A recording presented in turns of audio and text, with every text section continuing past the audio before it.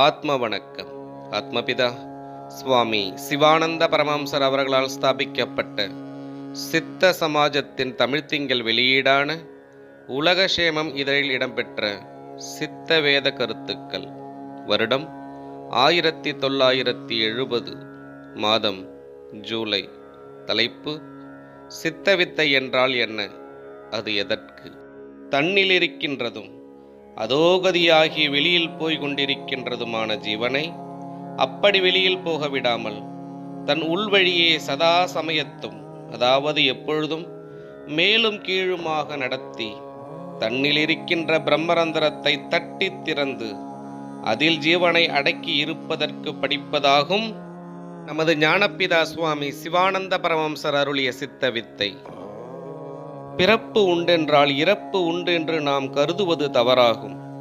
இரவாமல் இருப்பதற்குரிய மார்க்கத்தை நாம் அறியாமல் இருப்பதே இதற்கு காரணம்.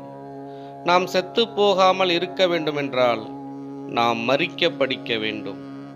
மரிக்க என்றால் மறக்க என்று பொருள்படும்.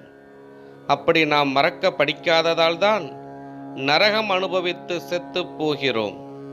எனவே நாம் மறக்க படிக்க வேண்டும்.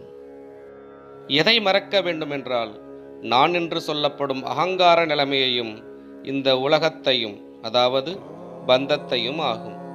அப்பிரகாரம் மறந்து ஞானபிதா அருளிய சித்த வித்தையை அபியசித்து ஜீவனை பிரம்மரந்திரத்தில் அடக்கம் செய்தால் ஜீவன் வெளியே போய் நாம் செத்துப்போக இடமுண்டோ? இடமில்லை. ஆத்ம வணக்கம்.